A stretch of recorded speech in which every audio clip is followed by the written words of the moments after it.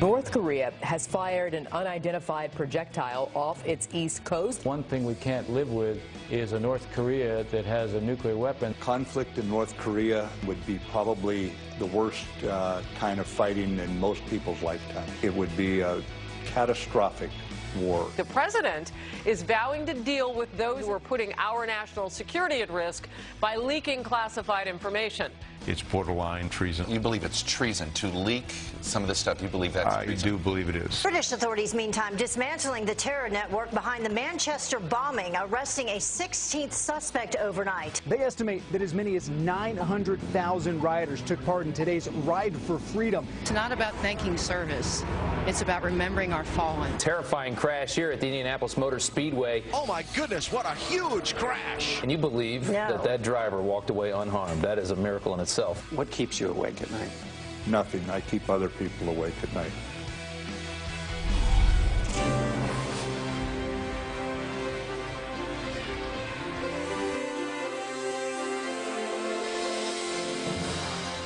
Memorial Day today, we are honoring those who served, the American Bombshell Singers there.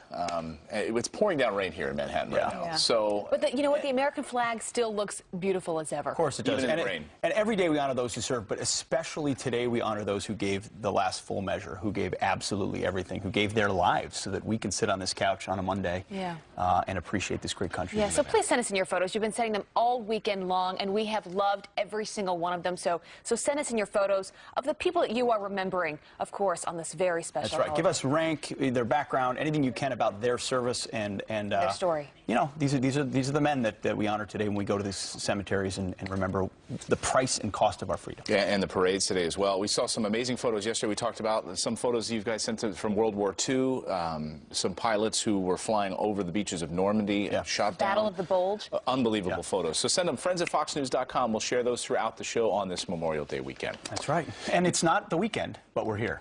Right, it We're is. still Well, here. This is still the extension of the weekend. It's the long weekend. It's the So long we hope weekend. you're still with us because we're happy to be here this morning. Well, the White House in full crackdown mode. The president, of course, back in town after that 9-day swing through the Mideast and vowing to crack down on the leaks. And if you read the front page of FoxNews.com this morning, could there be a shakeup coming inside? A new report said a shakeup coming inside the White House and maybe getting rid of these people in his inner circle who have been leaking. Of course, yesterday we debunked how many shakeups there have been on shakeups. Of course, not many people have left this administration. There's a lot of talk about shakeups, but there is a lot of frustration about leaks. And at the end of this foreign trip, you know, the Manchester bombing occurred, and there was intelligence sharing going on between the U.S. and the Brits. And unfortunately, there were leaks from our end of that intelligence that really frustrated people, including the Prime Minister of the U.K. But Trump tweeted this yesterday, the president. He said, British Prime Minister May was very angry that the info the U.K. gave to the U.S. about Manchester was leaked.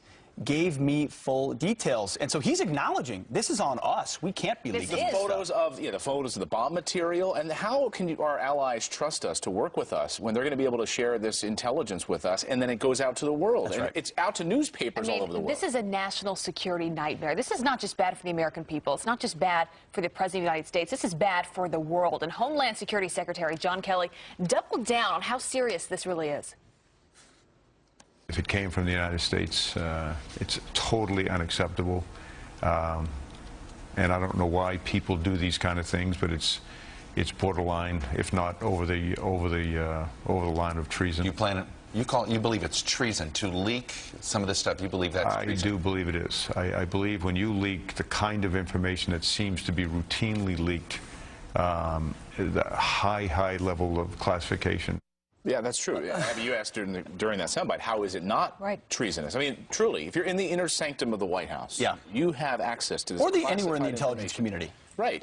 You're leaking this to the press for what? What's the benefit? What gain? And you're undermining active investigations of allies and aiding and abetting our enemy in the process? That's treasonous. Right. But if someone like Chuck Todd's like, how would that be treason? Well, because he doesn't understand that there's a home team that we play for called the United States of America, where we're trying to keep our country safe. And these intelligence officials, their job is to do just that, not give scoops to reporters so they could be relevant at cocktail parties and have bylines higher up on the failing New York Times. That's not what it's about. It's about defeating enemies and keeping America safe. Right, you've got the leakers, then you've got the reporters who, as we've been talking about for the past couple days, who don't really need any names to back up their story. I mean, it used to be that you had these great great journalists that would provide the American people background on a story that impacts us all. And now it's like it's more about that individual reporter than it is about the story they're writing. They want to click. They want people to read their headline, to read their story. It doesn't have to be accurate. It's almost like independent journalism's dead. Yeah. Yesterday, Pete and I were hanging out on Facebook a little bit, and for once, as you do all the time. Yeah, we were looking at the trending topics yesterday, and I was like, why is Angela Merkel trending? She's like one of the top trending topics on Facebook yesterday. Why on a Sunday afternoon? It's because she says she needs to now go it alone. After President Trump's visit with her at the G7, she says, look, Germany's on its own. We can't rely on the United States any longer after her meeting with President She's running Trump. for a fourth term of office, so on the campaign trail, she had this to say following the talks with President Trump and other world leaders in Europe over last week. This is what she said on the campaign trail. She said, the times in which we could rely fully on others, implying the United States, they are somewhat over. This is what I experienced in the last few days. We Europeans must really take our destiny into our own hands. Seen as a swipe. I just have to say this. Okay, if you want to dictate your policy by climate obsession, if you want open borders and you want, massive refugees, if you want less than 2% of your budget spent on military, then go it alone. Yeah. It's all yours. Look at what the UK is dealing with. I mean, it's so scary to think about with Charles. We did a segment yesterday on 22,000 jihadists in the UK alone. Those are just the ones that have been reported, and that's from I think even years ago. Who even knows what the reality is today? And Germany's not that different. Yeah, so America's going to stand up and be the adult in the room, and you're saying, well, now we can't be with you anymore. America first means we're willing to protect America first, but we'll work with our allies when they're clear-eyed about the enemies that we face. Interesting yesterday on the Sunday shows. John Dickerson sat down with Mad Dog Mattis in his first sit-down interview. Did you guys watch this? Yes, it's pretty eye-opening. There was a lot to take away from this, but one of the things that occurred recently, of course, a big bombing. Hundreds of civilians were killed after a U.S. bomb hit a building in Mosul, Iraq. And one of the things that John Dickerson wanted to know is, are we going to see more of this? Is the U.S. military going to kill more civilians? Here was that exchange. Watch. 100 civilians were killed after a U.S. bomb hit a building in Mosul in Iraq. Is this the result of this faster tempo? Is this the kind of thing Americans need to get used to as a natural byproduct of this strategy? The American people and the American military will never get used to civilian casualties. We will fight against that every way we can possibly bring our intelligence and our tactics to bear. People who had tried to leave that city were not allowed to by ISIS. We are the good guys. We're not the perfect guys, but we are the good guys. I love that last line because you think about this country, you do the best job that you can. You are not always perfect out there, but you try to make this world a better place. That is why he's called James Mad Dog Mattis. Of course. I mean, he's a warfighter's general. The guys love him. They know he'll have his back, and they've said we're not going to try to attrit or take territory back from ISIS. We want to annihilate them. Problem is, ISIS doesn't play by the rules. They hide amongst women and children. They don't wear uniforms. Human shields. You're going to have civilian casualties. We don't want them. We're going to seek to mitigate them. But if you're going to annihilate them, it's unfortunately going to happen. But we're the good guys. Don't blame us for it, John Dickerson. Right. We don't want civilian casualties. They do that. And this might have been the best line of the entire interview. Asked what keeps him up at night. Take a listen to what he said. What keeps you awake at night? Nothing. I keep other people awake at night. Maybe he... Perfect! It's great. That is the attitude America needs. Or maybe he snores. Just saying. You know, Clayton's always got a unique take. That's what we can count on. All right. We're going to have a fun show this morning on this Monday morning. Good morning, everyone. Jillian's standing by with a look at the headlines this morning. Good morning, Jillian. Your little chuckle from the corner. That was me. Snores at night. Gotta love that. Good Monday morning to you guys. To you at home as well. We begin with Fox News alert. A Navy SEAL falls to his death when his parachute fails to open, sending him plunging into the Hudson River. Thousands of people, including children, watching in horror. This happened at a Fleet Week event just outside New York City. His empty parachute landing in a parking lot. Witnesses say the SEAL, diving with the elite Leapfrog group, detached from the chute before crashing into the water. The cause of the malfunction is under investigation. Also breaking right now, erratic North Korean dictator Kim Jong-un's taste for war intensifying overnight. The rogue nation firing off another missile, landing in the waters off Japan's mainland in the country's exclusive economic zone. The Trump administration ordering a third aircraft carrier strike force and one of the world's largest warships to the Western Pacific region. And a gunman launches a door-to-door murder rampage, starting with a sheriff's deputy. 36-year-old William Durr shot and killed responding to a fight between a suspect, Willie Godbolt, and his estranged wife. Police say Godbolt confessed to killing his victims at 3 separate homes, only stopping when he ran out of bullets. Godbolt tells a local newspaper he wanted to be killed by police. Deputy Durr was a husband, father, and former youth minister. He spent 6 years in law enforcement. And an action-packed weekend on the racetrack. Did you see this? Let's start here with a terrifying crash on the Indianapolis Motor Speedway. Caution, turn 2. Trouble, oh my goodness, what a huge crash. Yeah, this was horrifying to watch. Jay Howard smashing into Scott Dixon at the Indy 500. Dixon's car going airborne into the wall. Thankfully, both drivers walked away unharmed. And race fans also tuning in for NASCAR's longest event, the Coca-Cola 600. Austin Dillon finishing first at the Charlotte Motor Speedway. So look at your headlines on this Monday, guys. Isn't that video hard to watch? Just, you're so thankful that they're okay. I mean, how do you survive I don't that? know. Wow, the technology, those things are like little capsules. You must be just so strapped in that thing. Yeah, unbelievable. Yeah. Thank you, Jillian. Yeah. Thanks, Jillian. I still can't get over this Navy SEAL I who know, died it's so here unfortunate. with a parachute accident. It's so sad. You think of him and his family. Yeah. For sure. All right, coming up, the liberal media says Jared Kushner could be on the outs following the report that he tried to create a back channel to Russia. Well, that is not what the president is saying this morning. The White House response in the live report next. And if you're wondering where Steve is this morning, well, he is hanging out on a golf course in Oklahoma. Look at his shirt, too. Wow. Steve, we're loving this. What are you doing out there?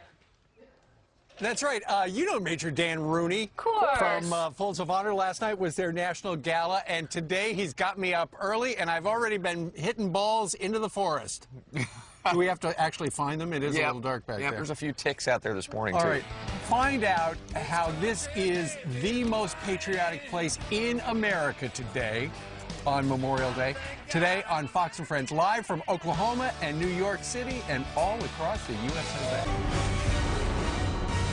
The White House remaining defiant this morning, defending Jared Kushner against accusations of back-channeling with Russia. The president expressing total confidence in his son-in-law and White House advisor.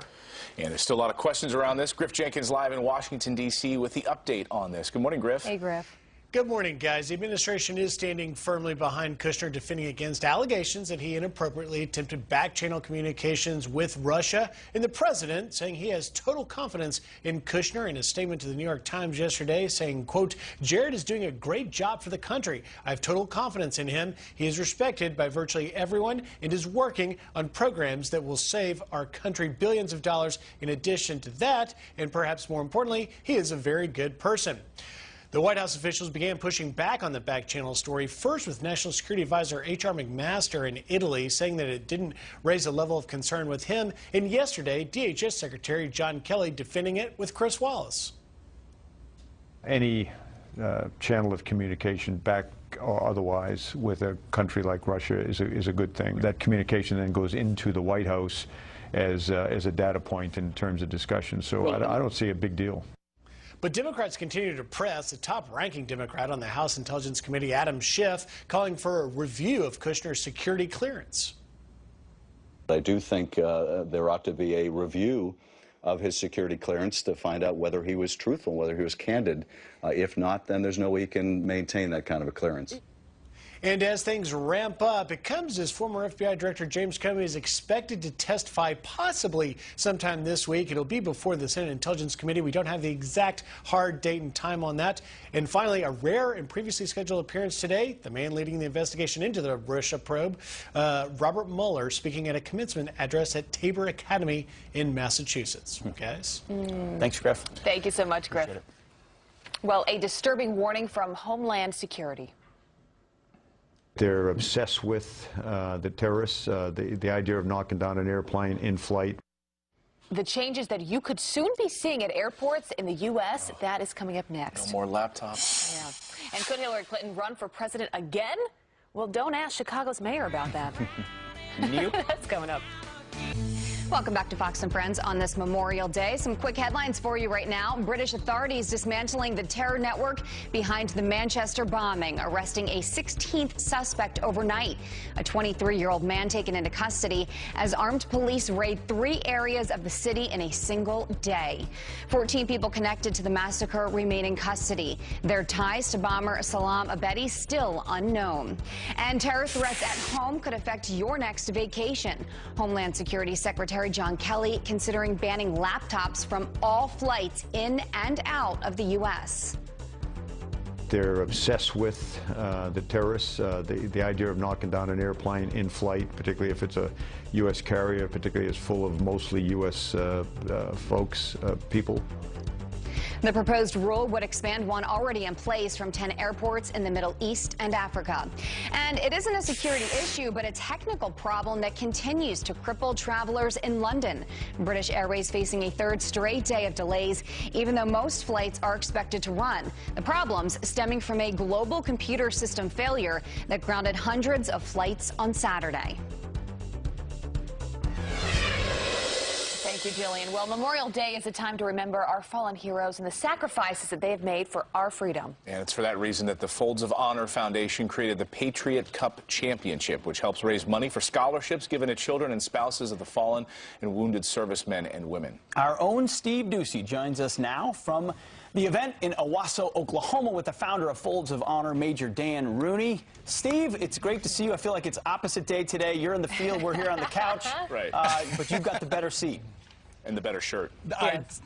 I do indeed. And I know it's rainy there in New York City, and we've got beautiful weather for the 8th annual Patriots Cup today, right, Dan? Correct. You know, we've had you on the show a number of times because we are so behind what you are doing at Folds of Honor. But explain how it all started 10 years ago.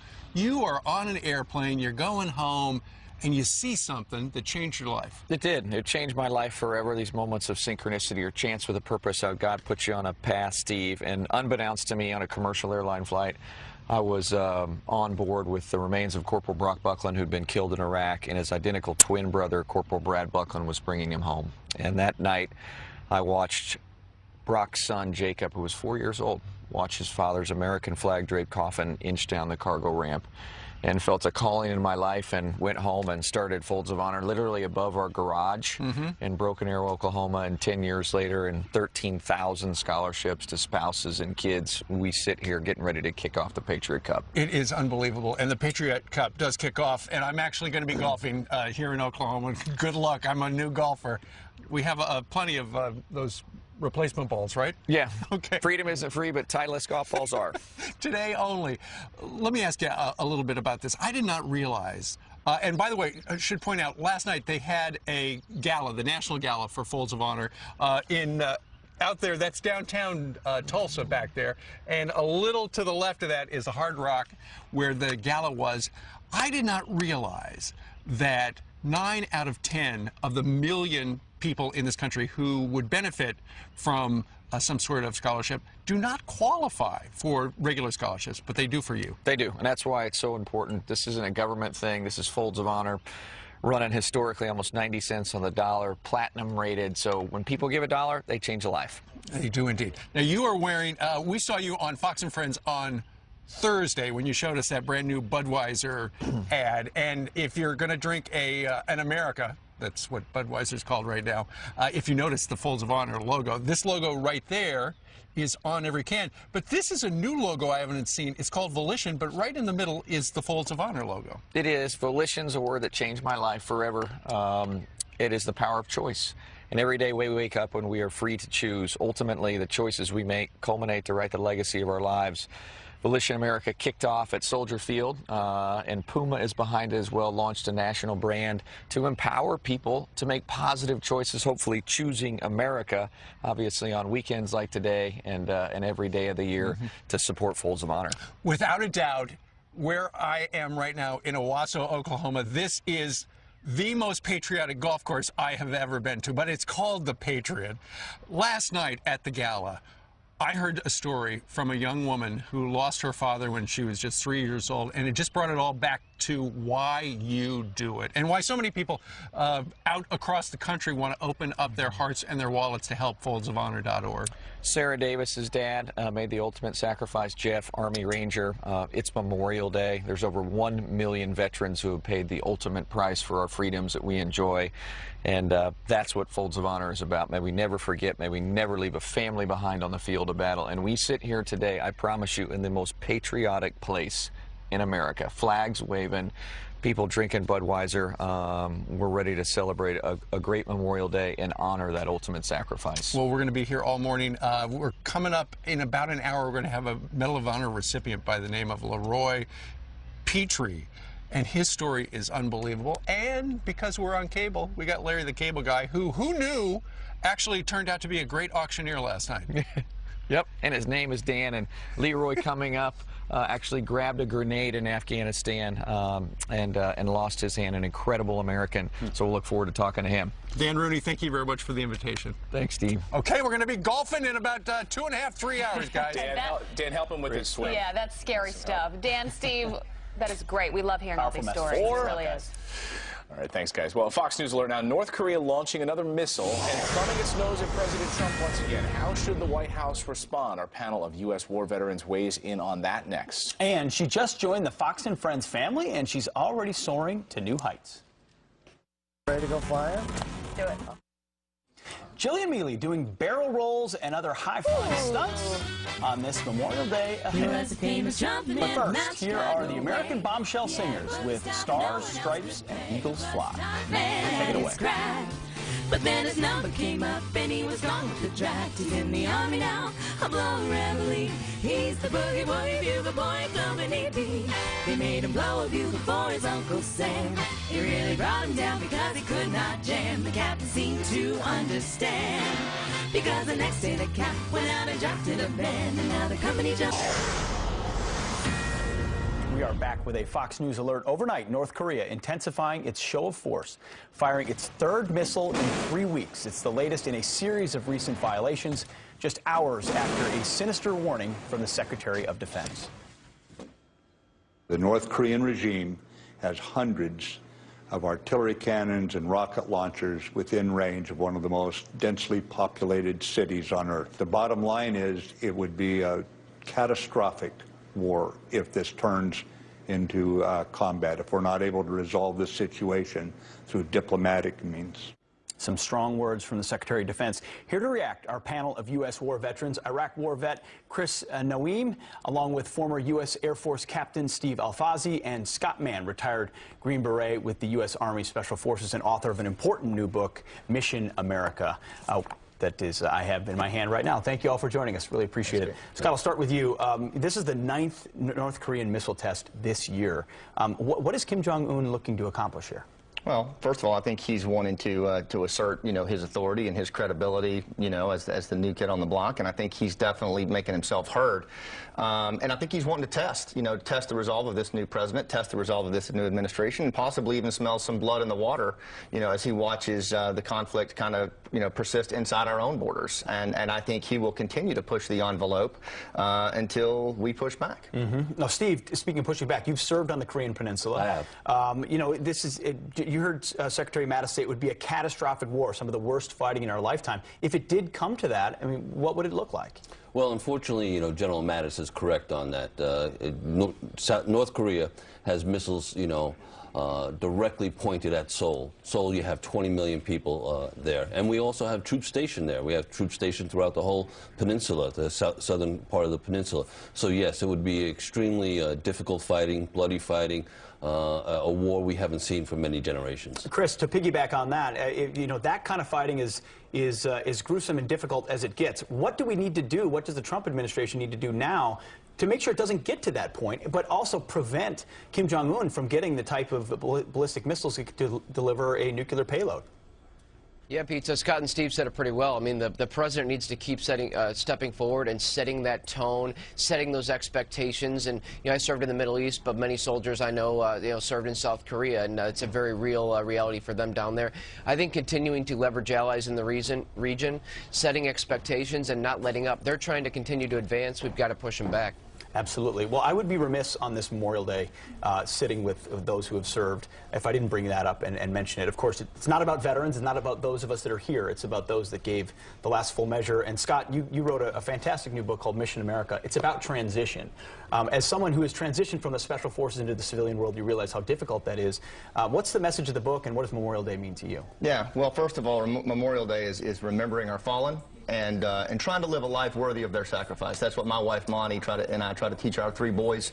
But this book, Mission America, is our way to try to do that, is to help our warriors and their families think about transition not as some daunting task that is on another planet, but think of it as another mission, Mission America. And that's what we had to figure out when I transitioned 4 years ago. It was a tough move to go from a team-oriented environment to a society that values individual achievement. And this book is about how to tell your story, how to think about what you do as a mission. It's more of a roadmap, a tactical roadmap to think about transition. And our nonprofit, The Hero's Journey, is giving these out to active duty veterans around the world. It's a huge challenge as vets come home to plug into a new mission here at home. $20,000 a month. $20,000 a month. Wow. Steve, on this Memorial Day, what will you be doing and how should Americans think about it? Well, certainly on Memorial Day, I want to remind everyone that it is absolutely the unwavering duty of every American citizen to preserve and preserve for the soldier a country worth dying for.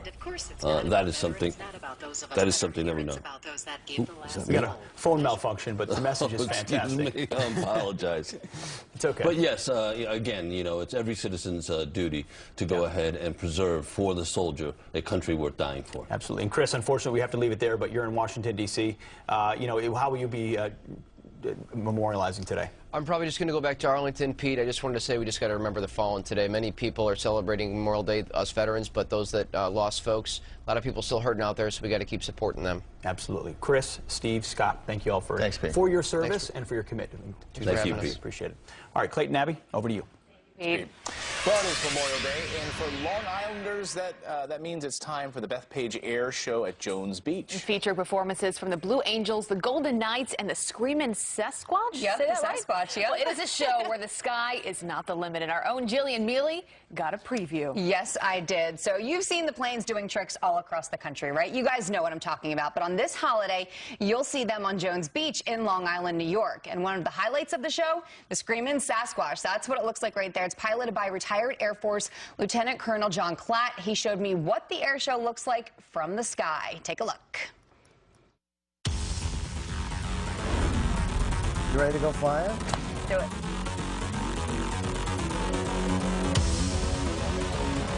First stop again, Jones Beach. We'll take you down there, show you where the air show site is. We'll get a spectacular view of New York. Nice. My new home.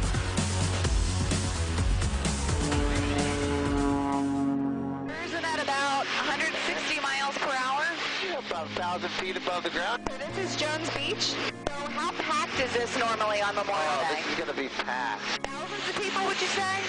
Hundreds of thousands of people. Hundreds of thousands of people. See them do this. I don't feel nauseous at all, so that's good. Not yet. So we're just going to go ahead and roll upside down. You ready? Oh my God! Hey, now look off to your right. Hi! Oh my God, all right, pull me back up. You got this. All right. Oh my God. Roll. And we're sideways. Yeah, we're good. That's good, huh? Closing my eyes. Look at that. You no, I can't. Are you messing with me right now? So far, so good. So you ready to do some flying, Julia? I'm ready to fly. Okay, so nice and easy. Oh my okay. gosh. Whoa, God, no. See how easy it is? Now turn to the left a little bit. So move it to the left, and you'll turn to the left. Yeah. Now move it back to the right. There you go. Oh my goodness. Excellent job. Let me do this. Oh, I see the Statue of Liberty up there. What a view, huh? Amazing. Empire State Building. I see where I live. How cool is that? So how did you get started flying? From the moment I looked up at my first air show, I knew that's what I wanted to do. From there, it's been a journey to fly in the Air Force and be deployed, fly in Iraq 3 times. 3 Freedom Tower, right? Yeah. When you look at the Freedom Tower, what does it mean? Freedom isn't free. It comes at a cost, and I implore all Americans to stop, pause this weekend, and remember those that have made the ultimate sacrifice, and those that continue to sacrifice for us on a daily basis. That shot of the Freedom Tower in the end, I mean, it's so incredible to see, New York City from above like that. Absolutely. And John Klatt, who was nice enough to take me on the tour, you know, he's a retired lieutenant colonel, and we're passing by the Freedom Tower. And that's when I asked him, and why I asked him, you know, seeing this, what does it mean to you? And it's just, he has 25 years of experience, and to be able to look at it from a different perspective and hear his perspective was really, it was special. Well, you're burying the lead here, Jillian. Yeah, did you get... Someone got a little sick. You got a little sick there? I did, in the plane. But you finished. I did, yeah. It was a close call, but you're a trooper. It was very fun. Well, that was a great piece. Thank you, Jillian. We didn't show it on camera. Thanks, guys, for bringing that up. We kept it away from you. Coming up here on the show, the president's son-in-law, Jared Kushner, under fire for allegedly trying to set up a back channel with Russia during the transition. So, where was the outrage when President Obama did something similar? We're going to take a look at that next. And this Memorial Day, one man paying an amazing tribute to the fallen by cleaning and restoring gravestones of those who made the ultimate sacrifice. This morning, he's going to join us right here live to tell his incredible story. You don't want to miss that. Good morning. 15 minutes before the top of the hour, time for some quick headlines. The youngest son of Virginia Senator and former vice presidential candidate Tim Kaine officially charged for disrupting a rally for President Trump. Linwood Kaine arrested earlier this year in Minneapolis. Police say he was part of a group throwing punches and spraying supporters with pepper spray. And should Tim Kaine's running mate Hillary Clinton try again in 2020? Don't ask Chicago Mayor Rahm Emanuel. You're asking something that we're not even first through the midterm election. She hasn't even declared. It's not a good question. Okay, so the question is, it's not a good question. Emanuel says Clinton has to decide if it's in her heart to run again. And illegal immigrant students attending an Ivy League school now want free health care. The Undocumented Students Initiative at Columbia University posting a list of demands on their Facebook page. They also want sensitivity training for all staff members, guaranteed housing, and scholarships for other illegal immigrants. No comment from the university. Abby? All right. Thank you so much, Jillian.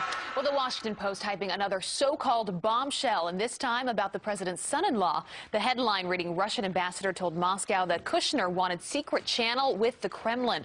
But if back-channeling is such a crime, then where was the media outrage when President Obama did the very same thing? Well, joining us now to weigh in, Rasmussen Reports political analyst Amy Holmes. Good morning to you. Good morning, Thanks for being with us on this holiday. Thank you. Happy Appreciate Memorial that. Day. So it's a great point. I mean, we talk about these back channels. This has been done before. There is precedent for this. Most recently with Barack Obama, with the Iranians. There was a middleman, right? Of course, there was a middleman who showed up at the State Department. This is a part of diplomacy, as General H.R. McMaster, our national security advisor, said, that he was unconcerned about this Jared Kushner, back channel story. And I want to point out that when Obama did it with the Iran deal, we're talking about, major policy implications here, it was treated as if it was fascinating and clever. When Republicans do it, and particularly Mr. Trump, then it's nefarious and sinister. And in fact, David Ignatius at the Washington Post wrote a column about the Obama back channels, and he said that this was an example about how breakthroughs come through strange and invisible pathways, but none of all the hype and hysteria that we're seeing with Jared Kushner. Yeah, journalists can find their own narrative. Isn't that interesting? They have the power to say whatever they want to say. Indeed, they but you do. think about these secret back channels done in secrecy, right? The money that was paid to release the prisoners in Iran. Right. Even that moment when President Obama was in Russia telling the president there, I'll have a lot more flexibility after this election. That was all done in secret. Well, I think So he thought. President Obama wished it had been in secret. It was a hot mic moment, and you remember this was in the heat of the campaign, the election of 2012, and we're talking about missile defense policy, and President Obama leaning over to President Medvedev and saying, Putin needs to give me some space because after the election, I'll have more flexibility. The American people and the American voters might have liked to know what that meant. Then he goes to Mitt Romney. you know, let's go back to the 80s. Right. Then he was downplaying. That's not our biggest foe, right? Exactly. Then he was downplaying the Russian threat. Now we see the media hyping the Russian threat, I think really to undermine the president. Yeah. So quickly, where does this go from here? Well, Jared Kushner has said that he's very happy and willing to speak with Congress, as he should. He serves the American people, and the American people certainly And he can say just that. This has been done before. Absolutely, absolutely. So I think we will be hearing his story, our congressmen and representatives on Capitol Hill. First, I'd like a named source on all of these reports to begin with. That's very interesting. That would be really nice. That's a good point, Abby, and that's something else I think that has been really unfair, that the media is using these unnamed sources who have their own agenda, and the American people don't know what that is. I know. Amy Holmes, good to have you with us this morning. Thank you, Abby. That. All right, coming up, Democrats suffered major losses in the last election. So what is their solution for the next campaign? Recruiting veterans to run for office. But will that really help their image? And this Memorial Day, one man paying an amazing tribute to the fallen by cleaning and restoring gravestones of those who made the ultimate sacrifice. This morning, he's going to join us live to tell his story. You don't want to miss that. But first, here are the American Bombshell singers. God bless America.